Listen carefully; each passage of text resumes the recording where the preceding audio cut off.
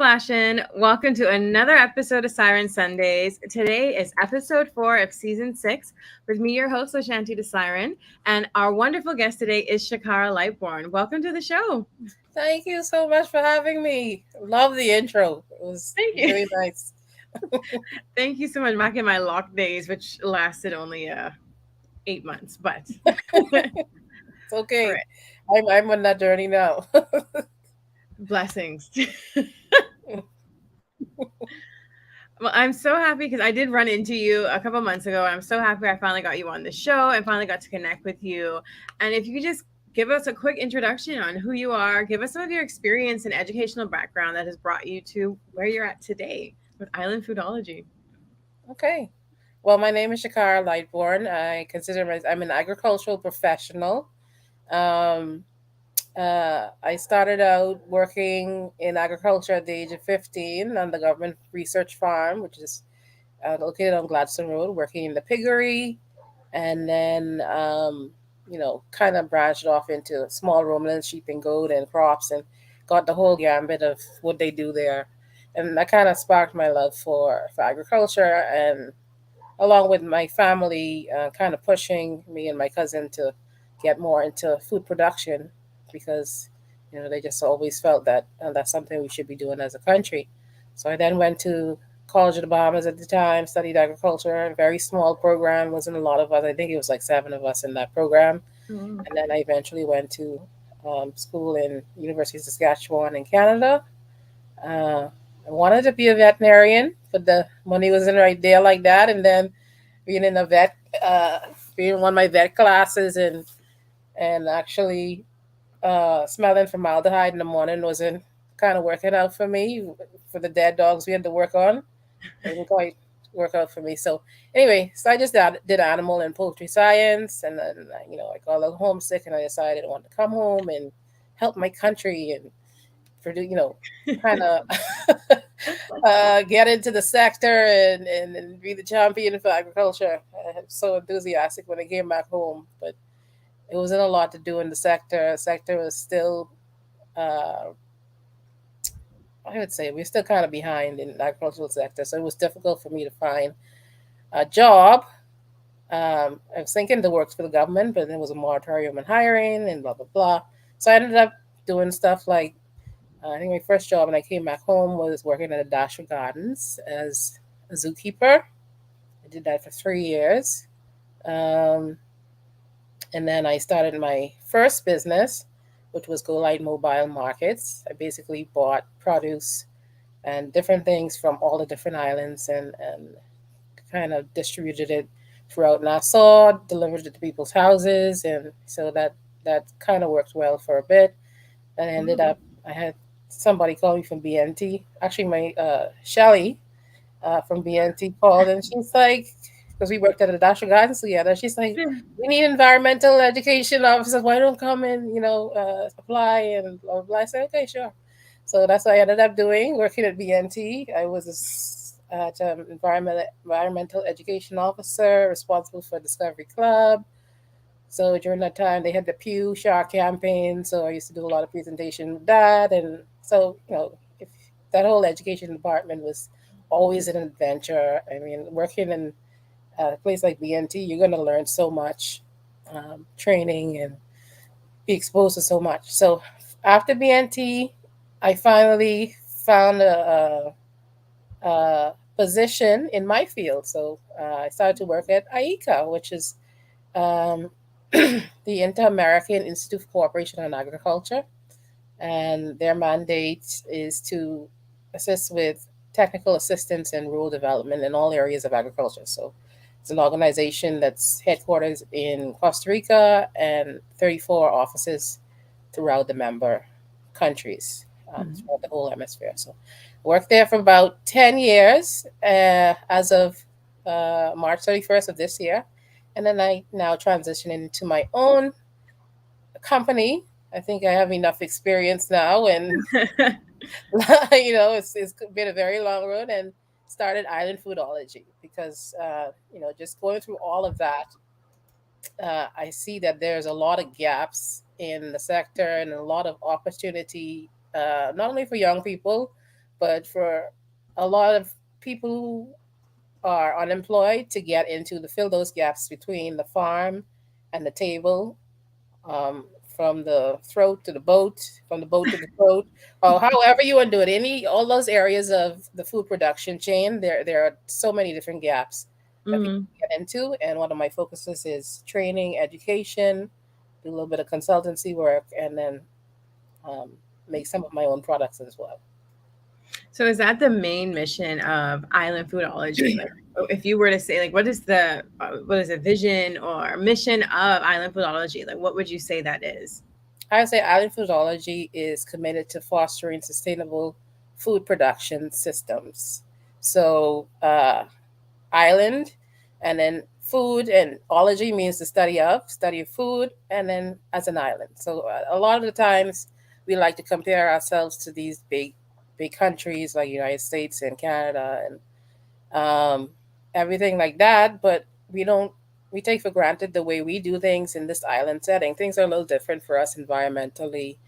Um, Things are different for us politically, and then we have certain traditions as well that that we could build upon, and that we take for granted. And I just wanted to kind of highlight those things that we do well, and kind of um, push people into those areas, and that they can actually be empowered economically.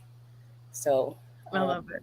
in that way, um, I think I'm pioneering in some things. I just had the Bahamas Bee College. Um, Yes. Beekeeping is one of the things for me that was low hanging fruit. Even though I work in all different areas of agriculture, but for me that's a kind of love for me, a passion for me. So I said, let me start there because I've always had people asking me to do trainings, in beekeeping. A lot of people are interested in bees, and so I have colleagues, different parts of the world. I had one in particular from Savannah Bee Company. He always likes to come down here and spread the bee love, as he used to say. His name is Ted Denner, and he's like, Shakara, what are we gonna do? Some training. I want to come down and blah blah blah. So he kind of helped to sponsor the first Bee College along with another nonprofit called Bees Beyond Borders, and so those guys came down, Oh, helped with the training, and we did 3 islands: New Providence, Ilusra, and Abaco, as a start. So it is my hope to continue with courses like that. I mean, if the topic is out of my purview, I always have networks all over the world that I could draw in, bring in to bring that information to us, because I truly believe that knowledge is power on every level, and everything doesn't have to be university learned, or you know just learning from people in different cultures. And that's one of the things you learn from traveling as well, which is another one of my passions. So just to bring people to you from different countries, and you can benefit in so many ways through that. and I'm glad you said it. I definitely was going to say a lot of times I think people think in order to be successful, you have to go to this formal university setting, you have to get a degree in something and then branch off from there. But it's so important the work that you're doing, right? Like you're facilitating this bee college where I'm sure participants don't have to be college students, right? Like they can be just anyone, any adult or maybe young adult. Like were teenagers also involved? Actually, the youngest there was a 8-year-old, which was my son, of course. And then so any age. I'm hoping to even start from even younger than him, because he shows an interest in it as well, and they're the future of our country. You need to Yes. get them in their environmental mindset from young. Even now, those campaigns, I remember being a child, and those campaigns of clean, green, and pristine, and not littering and stuff. I mean, all that is still stuck in my head. I can't Yeah. even put myself to throw something out the window because that is so ingrained in me from Hmm. such a young age. So that works. Yeah. That training and that knowledge, that public education, it really sticks with, if done properly, done consistently, it works. Hmm. So I would like to start at any age. Once put the safety measures in place, Hmm. and you kind of meet people where they're at, in that way. And so I do want to talk a bit about gaps and challenges, but I do see some questions about the beekeeping in the chat. So I will just shoot them up. Yeah. D'Angelo asks, are bees indigenous? Which is a very interesting question. Are bees indigenous to the Bahamas? You mean honeybees? No, they're not indigenous. We have a lot of different pollinators here, and that's one of the things I want to work on as well. Eventually, if I start this nonprofit, research in the different type of pollinators we have, because we don't really know what we have. We know there's like 20,000 pollinators in the whole world listed, but we don't know what we have here in our country, and that's study of island foodology. We don't know what we have. But no, bees are not, honeybees are not indigenous. They were brought here by the Europeans Yeah. hundreds of years ago, like to the Americas on the whole, really. So Yeah. they're not indigenous. Nice. And I know Innocent Fugitive ask, what are some aspects of beekeeping that surprise people? Um, that they're so organized, that they're so complex in the way they behave in their whole society. A lot of people, I mean, they're just amazing. I mean, that's one of the reasons I kind of fell in love with them. They're very precise with everything they do, even the way they construct their comb. Mathematically, all the sides measure up. We have something called bee space within um, the high boxes. If you don't build your frames to a specific size, it could cause a whole problem with how the bees function. Wow. So everything is very precise and tailored to them.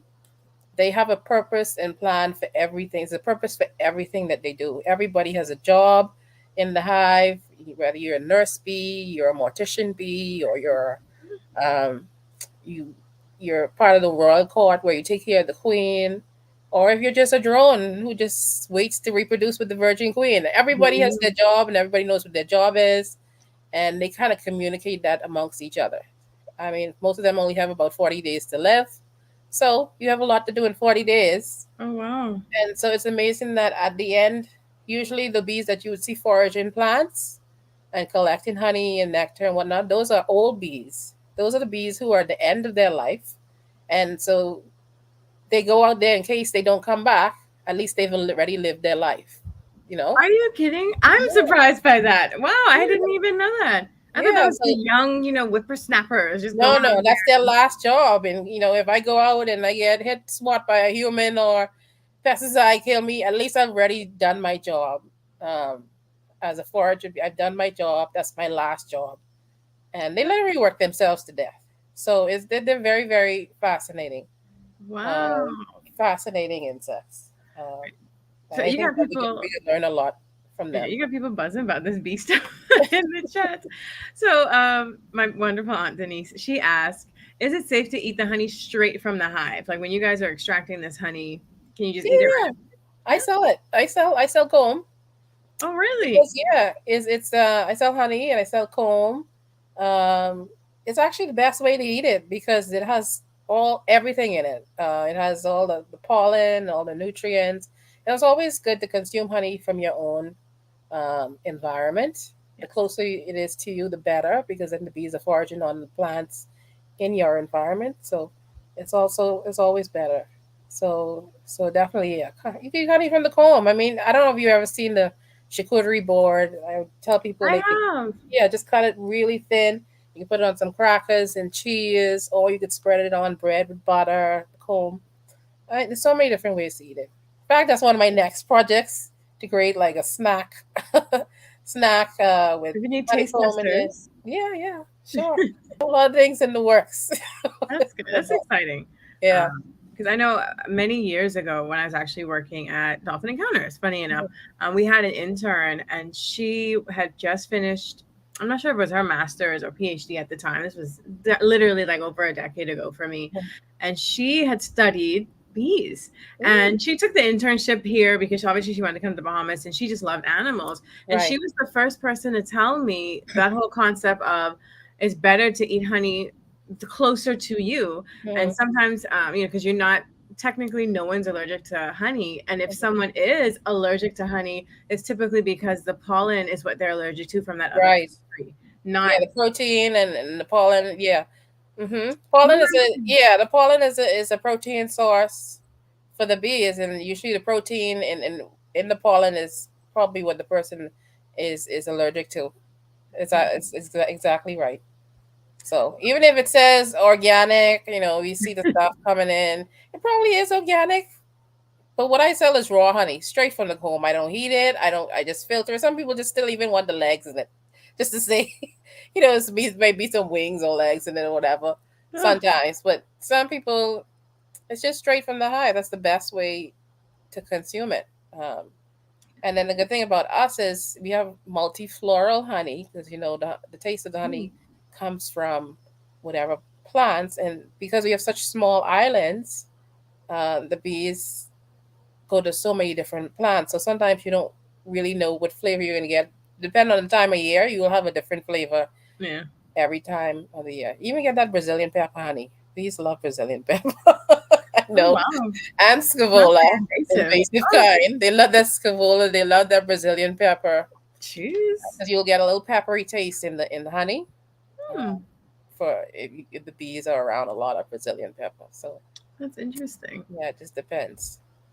And speaking of them being those plants being invasive, I know D'Angelo also asked, what impact do bees have on our local ecosystem? Would you say, obviously having people start this honey beekeeping businesses, having too many, is that going to cause a negative impact, or is it just like neutral? Like, what's the kind of impacts that we could expect?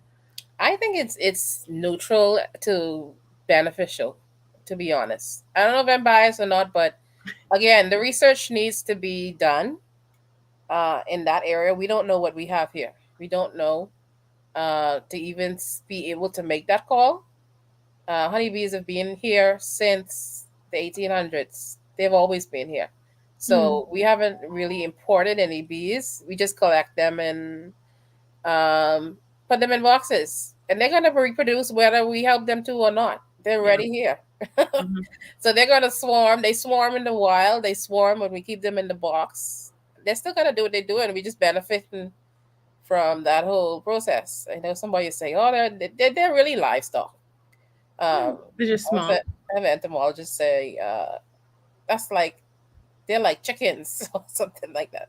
Which um, they are kind of like they are livestock because you have to consider their health and whatnot if you're keeping them like Hmm. any other animal. But I don't think they have a negative impact. Again, the research you know needs to be The done. BB.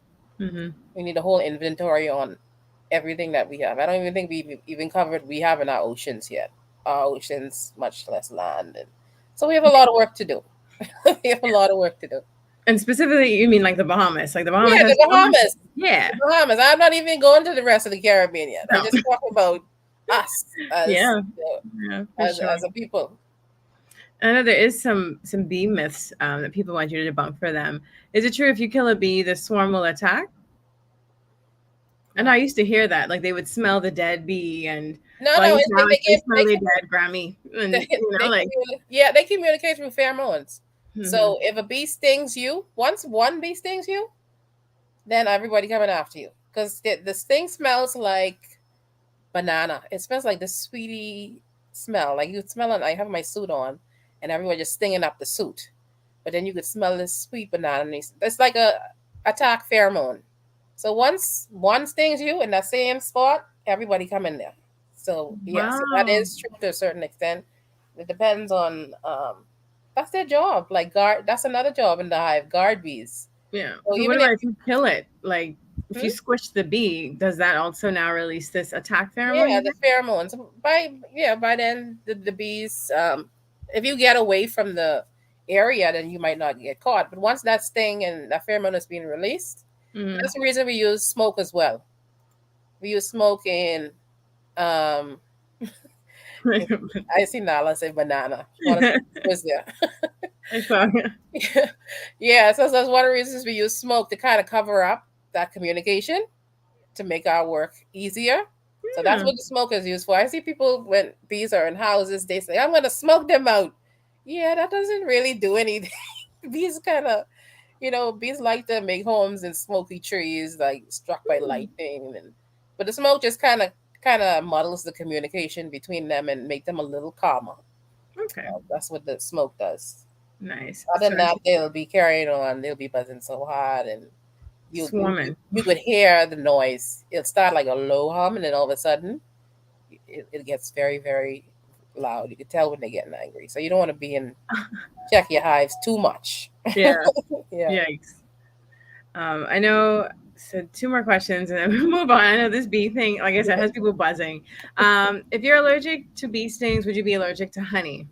That's an interesting question. Uh, um, if you're allergic to bee stings, again, it's the protein in the honey that you're probably allergic to. It's not a lot of people are allergic to Mm-hmm. the honey. There's different levels of allergies to bee stings. Like I'm probably a level one, even though I swell really, really, but some people don't swell at all. So maybe I'm a level two. And but then there's some people who are deadly allergic. Like I had a cousin who died from bee stings. He was 21 years old, Defense I'm Force sorry. officer. And so if we had just had that EpiPen there, because we didn't, he just went out in the yard and they would just start fooling with these bees that they saw in the yard, and the bees kind of chased them, and he just got so many stings that was that. But in terms of the honey, I think that's a different thing altogether. With Yeah. there's the bee venom, and then there's the protein that's probably in the honey, which is a different story. And then there's the propolis as well. Propolis is kind of like tree resin that the bees collect. So Mm-hmm. they collect this bee when they go out. They collect honey. I mean, sorry, not honey. They collect water. They collect nectar. They collect tree resin, which is like a antimicrobial. It's a way to keep the hive healthy. Yeah. So they'll collect resin from different trees, and they'll line their box or their hive with this tree resin to Hmm. keep them well, keep the hive health well. There's a certain diseases associated with bees. Even then, Oh. they can, yeah. So, but anyway, that is called propolis, and the propolis too may act like an allergen. It kind of, it could plump up your lips a little bit, just give you a little reaction. Maybe something like that to that as well. That could Hmm. give you a little allergy, but it just depends per person on the person. Definitely. I know this last one, and I know why D'Angelo's asking this. I feel like this question, is honey vegan, is a debate even amongst the vegan community. In your opinion, do you think honey is vegan? Yes. Okay, you have to give me the definition. There's so much definitions of vegan for me. I don't know. So what would be your definition of vegan? Something that's not of animal origin? Yeah, so plant based, basically. I know. For me, I would, as a plant based person, Hmm. I would consume honey because I don't feel like honey is extracted or gathered or harvested in a way that is negatively impacting bees in any situation. I mean, I don't know if there's some rogue bee farmers out there that do that, but I feel I would eat it as a plant based person. I've Hmm. heard that there are some plant based people who are very anti honey because they feel like bees are being tortured. So Oh, no. it comes down to animal products, but then also animal rights when you talk And about, animal welfare, you mean? yeah, Animal animal welfare, welfare, and not and rights, but they okay, have so rights. they're gonna do. I mean, bees are gonna do what they're gonna do anyway. We just kind of taking advantage of the situation that we've been doing that literally for thousands of years. They found Mhm. honey in the tombs of the pyramids. Honey is one of those products that doesn't spoil. Like they found Mhm. honey fully intact 2,000 years later. It's a Mhm. natural preservative. We've been using it for so long. Mhm. So if you break it down to what it actually is, all it is water and nectar, and that is fermented. Mhm. Yeah. That's all it is. They put it in the little cells and their little wax cells, and then they cover it. It ferments, and then it Mhm. becomes honey. It's just Yeah. water and nectar, really. Hmm. And Uh, nectar's just kind of like a sugar yeah, kind it's of a thing. sugar Yeah. that they collect from the flowers. Yeah. Uh, and it's kind of like making rum or something. You just put it in there, let it ferment for a little bit, and then it's good to eat. It's like that. That's what it is, and it's food for them. It's actually their food. It's not even our food. It's their food. We kind of like stealing from them, but that's why sometimes as a beekeeper, you want to make sure your bees are taken care of first before you take care of. So if they have access, that's when you harvest. Ah. You don't just harvest just because you have honey in the box. Don't Doesn't mean that you have to take it. You don't have to take it. You just make sure when they start producing excess, that's when you start harvesting. So you got to make that your first priority is to make sure the bees are in good health and everybody's doing well. The queen is producing bees. The more bees you have, the better. Good, healthy, strong hives is always the first priority for a Hmm. beekeeper. It only Well, makes sense. and there is only one queen per hive, right? Like you don't have like these multiple queens in power, No, depending on no. how big the I mean, hive you is. at some point this interlap uh, uh, with multiple queens, especially if if you have a queen in there and her pheromones aren't that strong, and the workers like I can't. I mean, I down the road and I can't even smell her. She maybe or she just kind of laying eggs all over the place, not in their pattern. Like I say, they're very precise, so you could always tell the way the eggs are laid, whether you have a good queen or not, or if it's an old queen or a young queen. But if she's like making things difficult for them to do their work in the hives, like laying eggs here and there and all over the place, and it's not in a uniform pattern, they would create a cell to actually produce a new queen. And actually, it's the workers who kind It's a of new call the queen. shots. So how they call the shots is they would produce cells. I don't know if you see the comb. It's all Hmm. those little cells. So based on the size of the cell, that's how the queen knows what kind of bee to lay the egg. She lays about 1,500 to 2,000 eggs a day. And so based on the measurement, like she'll stick her little head in there and then she'll measure with a pause to see how big the cell is. She say, okay, that's a drone. I need to lay a drone there. And she'll turn around and lay a drone egg.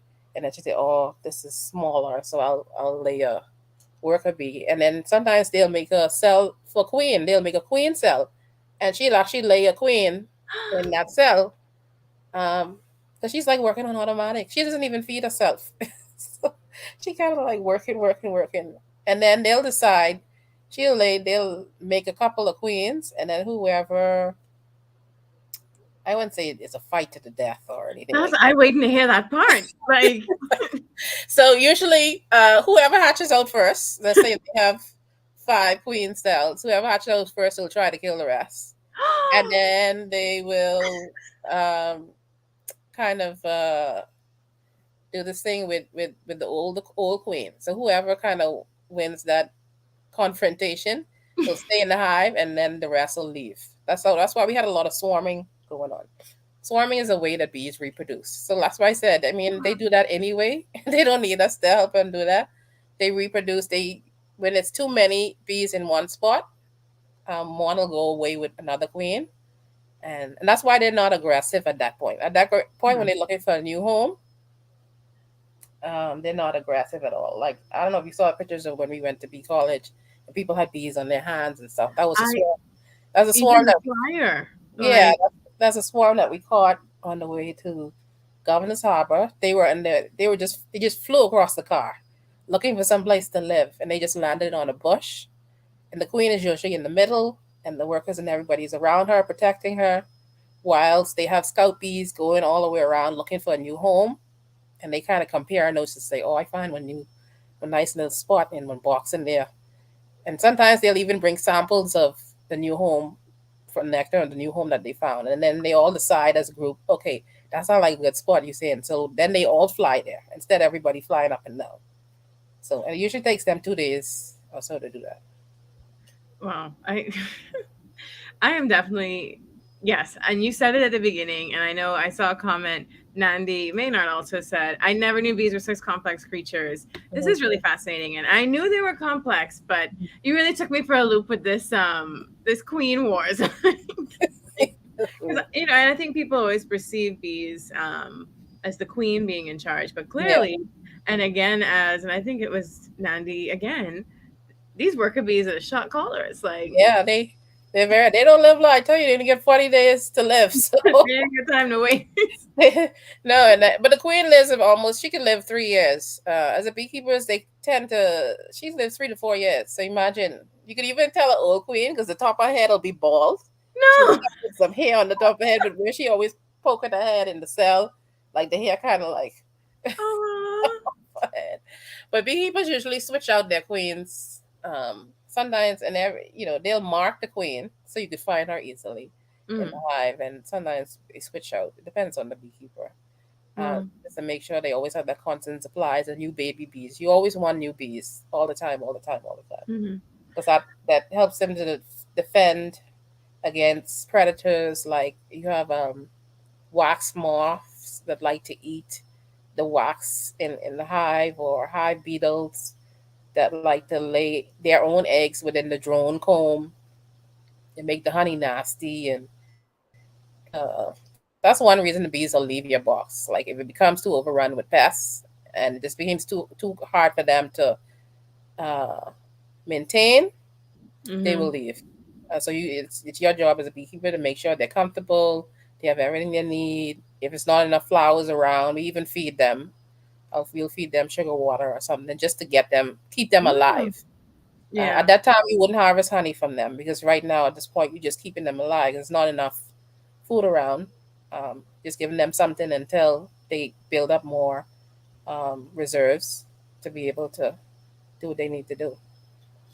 I love it, and I like I said, I didn't really think we were end up talking this much about the bees and the bee college, but it is really interesting to hear how knowledgeable you are, first of all, and I can only imagine that some of the participants of the bee college probably, again, you said that people are so fascinated about how complex they are, but I'm excited to see, like, this new like influx of people who are more acquainted with beekeeping. And so it makes me want to just kind of start the discussion and ask about how important do you think it is, and this is completely your opinion, ain't nobody row you, but how important do you think it is for Bahamians to kind of take ownership of our food, right? Like, we import, everyone always to say it, we import over 90% of our food from our neighbors. How important is it for us to start knocking that percentage down, and obviously starting with things like honey and working our way up to the different types of food products?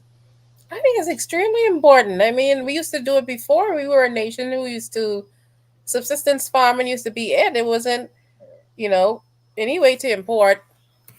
We never used to import all this food. We used to do a lot of pothole farming, and we used to grow stuff for our family, especially in the family islands.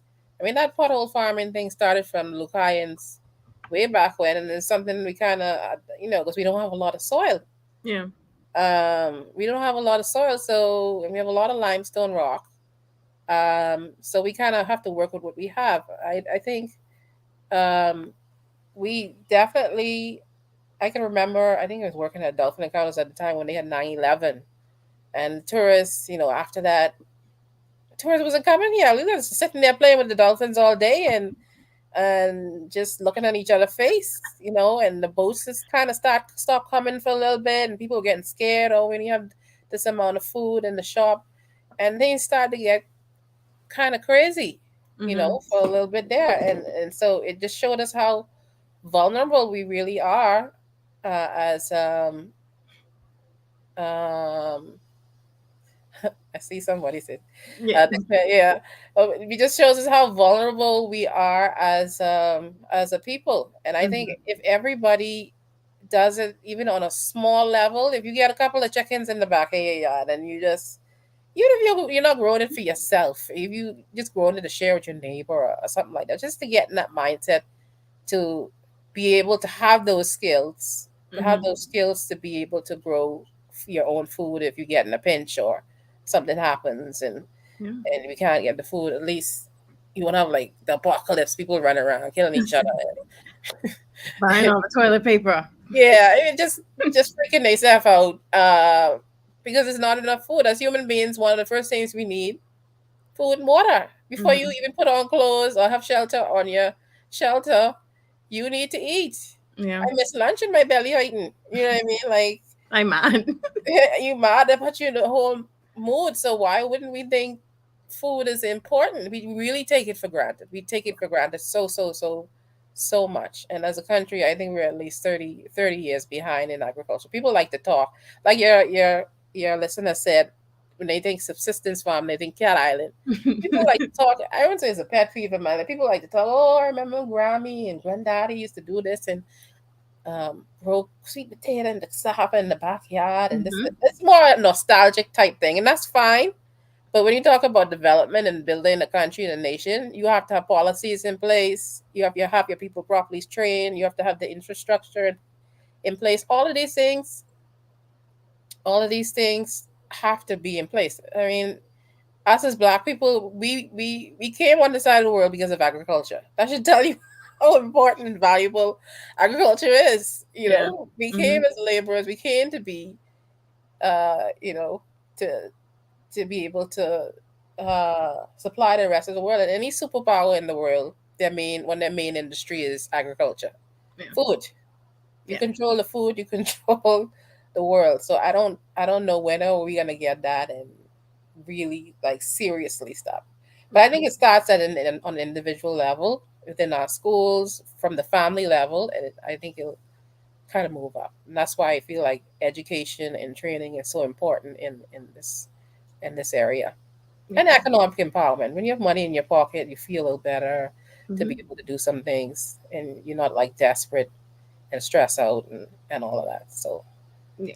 I we're And so very blessed as a nation with our resources, I think. I think so too, and I think it's such interesting comments in the comment section on Facebook where it's Nandi and D'Angelo, they're kind of just talking about how this stigma that's attached to people who farm in our society and, working in this industry, it doesn't seem as a glamorous job. But I feel like you said, that empowerment is one thing, right? Like we need to educate the people and empower them. And we need to also show how by doing this type of work, you can become economically stable. Like I think Mhm. that's the fear of behemoths. Like I feel like, and hopefully no one knocked me for this, but I do feel like we've become so comfortable because of tourism that we so used to that quick, that easy money. Are we get incentivized very quickly for work? We get to be in air condition, doing whatever in the hotel. That when we look at jobs that are more beneficial for the country long term, like agricultural professions, it's like, man, I need to be in the sun, and I know Well, how great I'm that's like, it. That's the whole point of for me, for Island Foodology, the importance is showing people all the jobs from the farm to the table. Okay, right. you might not want to be a farmer and digging up in the dirt, but you might want to be a lab technician who tests the food, who Hmm. tests for pesticides. You might be that person who wants to make sure you don't have an outbreak of spinach. You always see those recalls for outbreaks of spinach, especially, Yeah. and vegetables. You might be want to be that person who does the training for the farmers to say, okay, we need to reduce the E. coli level in the fields, because it starts Hmm. in the fields. The thing about produce, and this is one of the things I'm a good agricultural practices trainer as well as a HACCP trainer, food safety trainer. Hmm. Um, Nice. uh, that's some of the courses I'm going to be offering soon. So you don't have that outbreak, and you have to have lab technicians and people controlling the water, and there's so many people along that touches your food along that way. The thing with Hmm. produce is it doesn't have a kill step. You just put that in your mouth. So that's why it's so important for Yeah. it not to be contaminated, whether it's with feces from wild animals or feces from composting and not using, people just like to throw chicken manure, pig manure on everything or whatever, Tell or be contaminated through chemicals or whatever. It's so important that your food not be heavy contaminated metals. exactly at the produce level, because Hmm.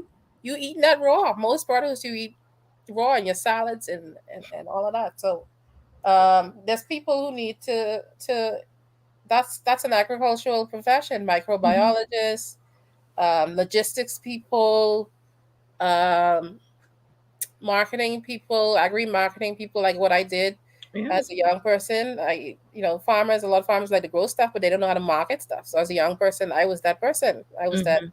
in between person. They helping them to get their stuff to market. So we Yeah. have to get that out of our head that agriculture is just the production side of things. It Yeah. starts there. As D'Angelo says, Yeah.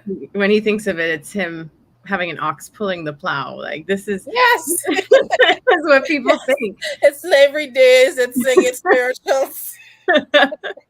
But I mean, even if you just have to go for, you just have to visit someplace like Bluefield Farms. This is an aquaponics farm, Yes, I've been right? there. Yes. I have hives there at Ooh. Bluefields. Yeah, I have an apiary there, and it's a fully operational aquaponics farm, like Mhm. high tech. You working in a nice greenhouse, and AC. you literally growing hundreds and thousands of pounds of lettuce and greens, and you know and it could be considered to be organic because there's no pesticide use there because of the fish.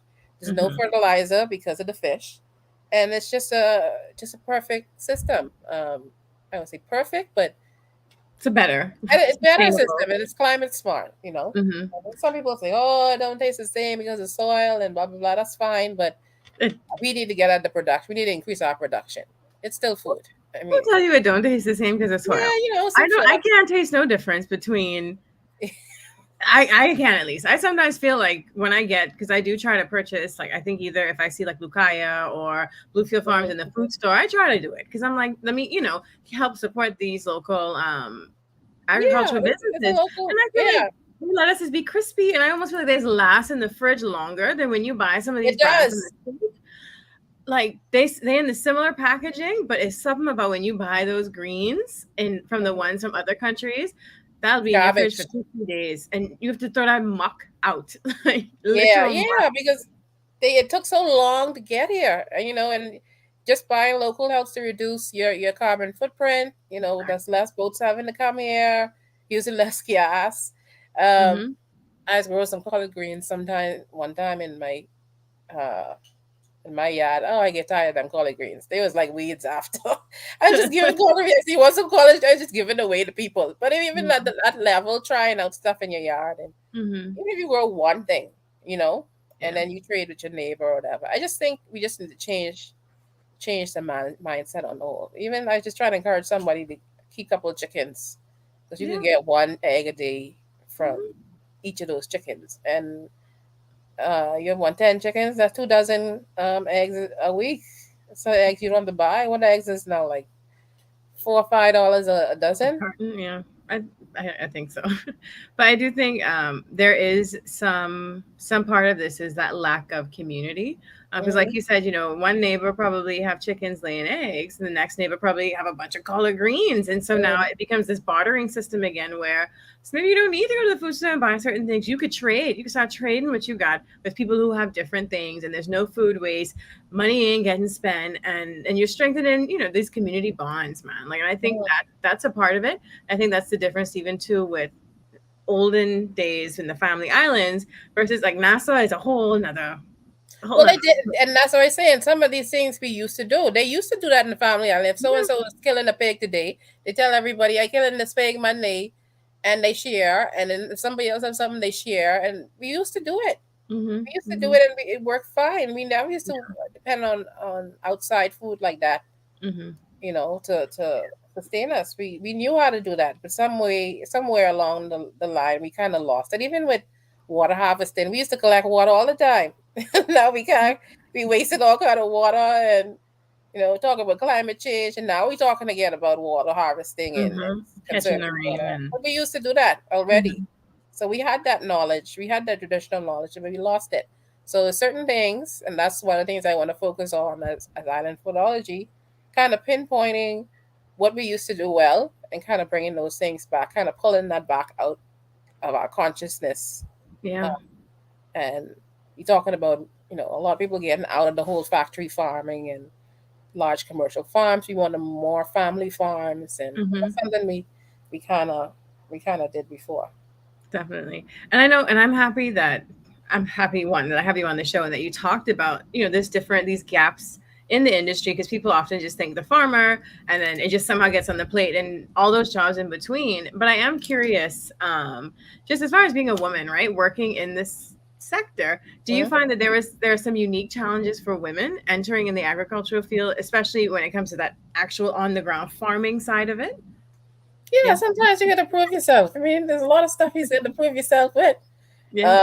As a woman, if especially if you deal with older farmers, you got that, and they've been doing this a while, and even being I would say, an educated professional, sometimes you got to prove yourself there.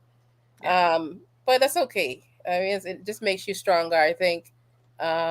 Makes you work a little harder and makes you a little bit more resilient. Uh, One of the things I like about offering trainings and workshops is that thing that you spoke about, the community. It brings people together. Like with Bee College, I've created a WhatsApp group now just for I have a WhatsApp group for the other beekeepers, which is a swarm. You know, Oh. we have like 100 and something beekeepers in there, not only from the Bahamas, because word got around that our group is so cool. I have beekeepers from St. Lucia, Trinidad, Barbados. I just added a veterinary officer from the Caymans. All of them are in this group that we created.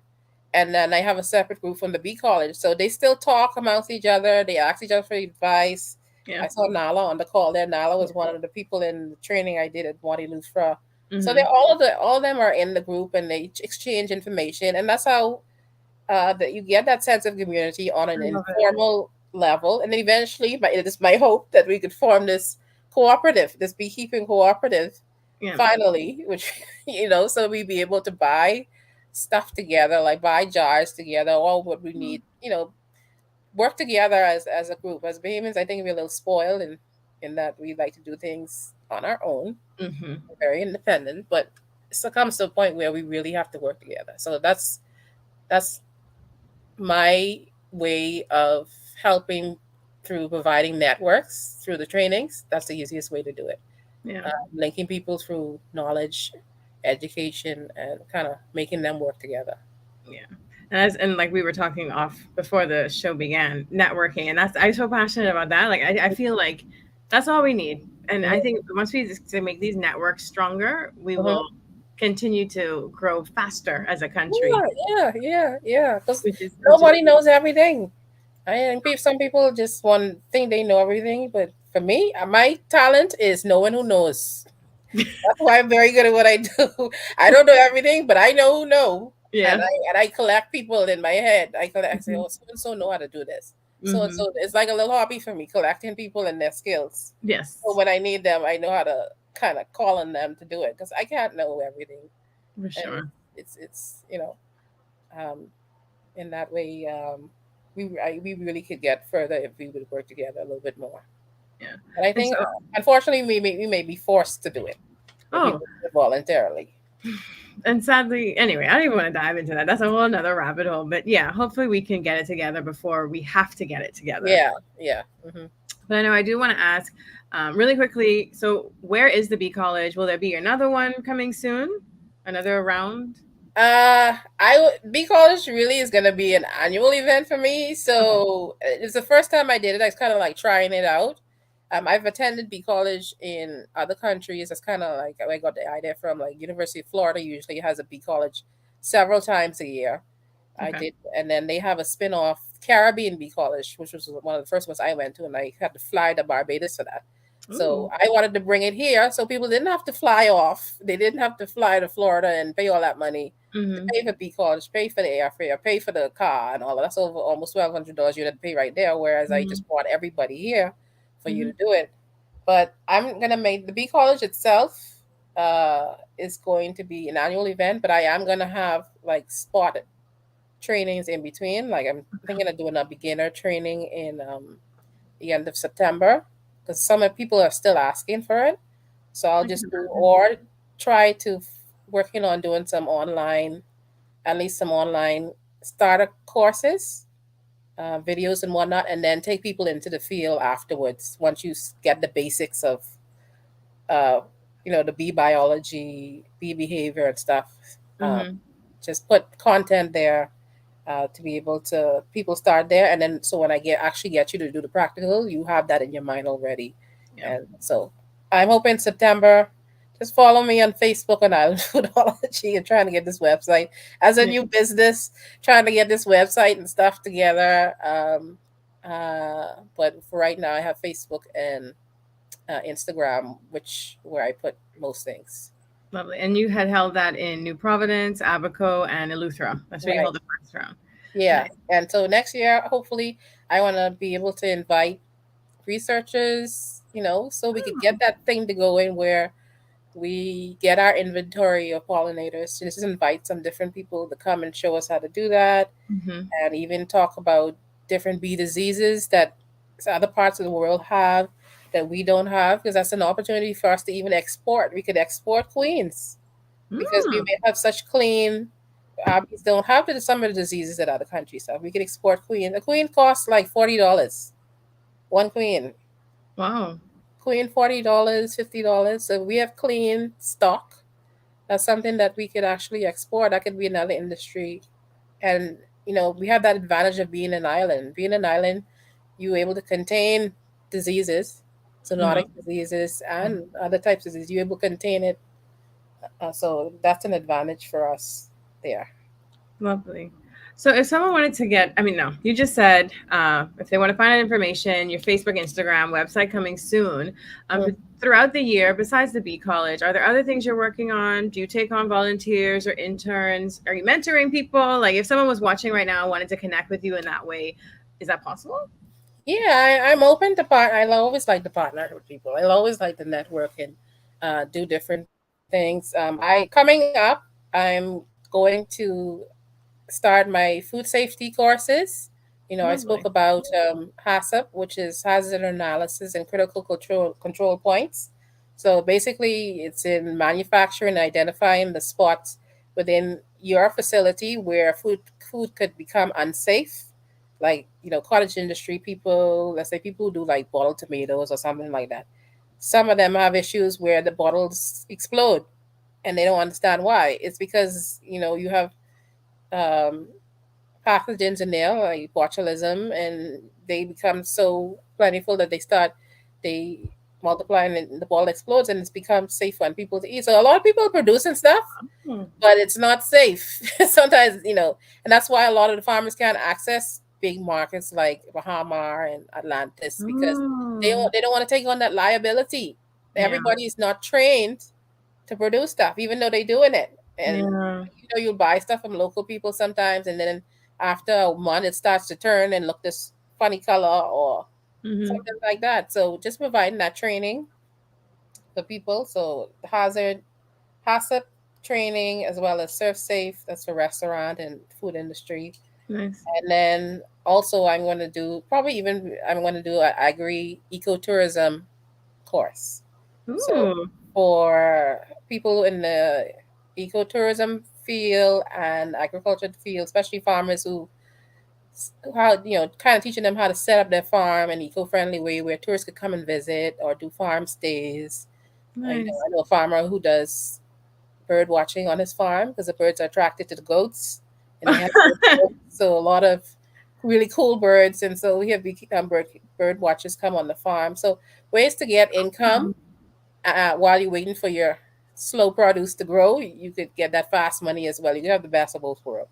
And So I love that. yeah, so in the course, teaching people about that and actually helping them to develop their business plan. Because I always have asked people to ask me that I do business plans as well, to do their business plan. But the problem I always have is that people don't know what they want to do. They don't understand the research involved in developing your business plan. I don't know what's going on in your head, but through the course, I get help to guide them develop the plan so they're able to implement their own business. So Yeah. um, yeah, that food safety and then the agritourism. That's what I'm working on for now, as well as some other consultancy work. I'm working with Texas Prairie View A&M um, this week because they want to do a study abroad program. So I'm always looking for opportunities like that with Hmm. universities, and then other projects to help to build capacity in the country. So definitely.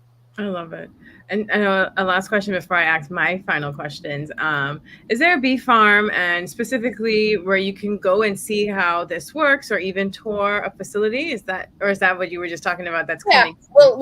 Yeah. I have apiary. You can come and look. It's called, and that's a part of what I want to do as well. AP tourism.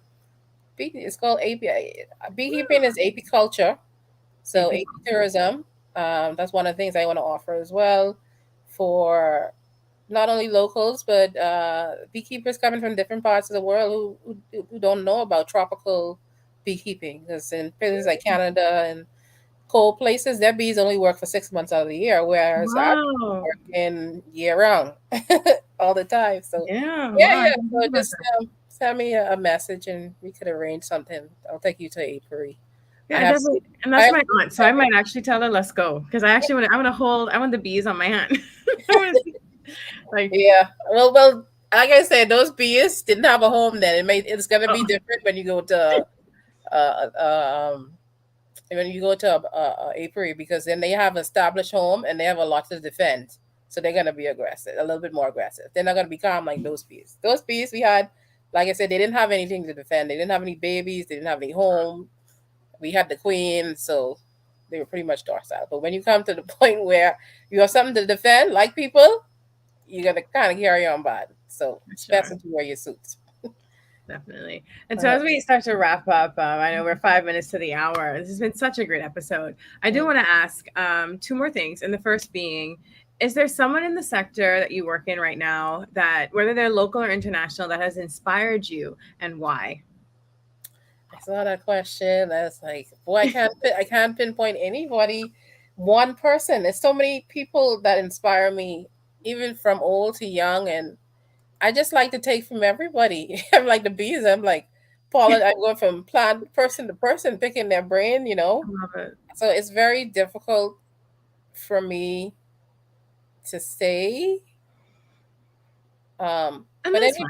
anybody who's into innovation and doing something new and thinking outside the box is an inspiration to me. And I always looking for those people and seeking those people out, whether it's in a different country or here at home. I always like to see when young people come home from school and they're doing some really cool things. Yeah. So that's an inspiration for me. I love it. That's a great answer. I know a lot of times some people are like, I can't pick one. It's so many, but that was a great answer. You, Yeah. similar to the bees, you like to just go and get the pollen and you make something new with it because that inspires you. And that's Mhm. great. That's great. Mhm. That's true networking. True networking. Yes. And so, if you could share some final thoughts for viewers, and I usually like to use this as the time to kind of, because I know we work in this amazing industry, and yours being specifically around agriculture. Have you learned any life lessons through some of the work that you've done? Uh, Life lessons, I would say knowledge is power. Like Hmm, I always tell people, when you go to a job, wherever you go, you try to take up as much information as possible, because information and knowledge is one of those things that people can't take back. If you go on a job and you hate it there, you're only there for a time, but they offering a lot of information and knowledge. That's something, when they'll take your money back, they'll take the job back, but they can't take what they teach you. that's So true. that's my philosophy. And then also, personal philosophy for me is what's mine is always going to be mine. It was for me is always going to be me. People can always steal your ideas, and uh, you tell them something, they start doing it, but they're never going to implement it the way I do it. They're never going to um, have my vision or my dream of how I do something, because I'm always going to put my spin on it. So I don't worry about people stealing ideas, and there's people are the same humans are the same with that. I Um, but just yeah, gonna say, and that I find that that happens a lot. yeah, We sometimes, as a people, as a whole, we lack that natural innovation. Like we see one thing working and we just want to copy it, yeah. versus And yeah. that's why we don't trust each other. That's why we can't work together, because we don't trust each other at all. But like you say in the dolphin trading world, small approximations. That's how you change behavior. That's how you treat. Yep. That's how you train behavior. Starting small things, Yeah. step by Small step. steps to a big change. I love it. Right. Love it. Exactly. But thank you so much for spending basically an hour with me on this wonderful Sunday afternoon, big holiday weekend. Hmm. Um, so happy to connect with you in this way. And I'm definitely looking forward to connecting with you again. I'm sure you'll probably be on many more episodes as you continue to innovate and just be such an inspiration in the industry. And even just personally, honestly, to me in general, I love that what you just said, right? Like so many people are doing so many things. And as Bahamians, sometimes we get scared to share our ideas, but Hmm. nobody's going to do anything like you're going to do it, and what's for you is for you. And you just spoke to me. I don't even, Yeah. the viewers too maybe, but thank you so much. Like I really appreciate having you, and I hope to keep connected with you and Yeah. keep taking some pollen off of you. And Mhm. this has been a great episode. Thank you so much for your Thank time. you for having me. I really appreciate it. It was a great conversation. Like I say, always looking to network, always looking to do some things. Um, and I'm here, proud Bahamian, waiting to help to develop my country. There you go. And Hmm. thank you to all my viewers for riding another wave with us, and I hope to see you guys soon on our next episode of Siren Sundays. Have a great day, everyone. Bye. Bye.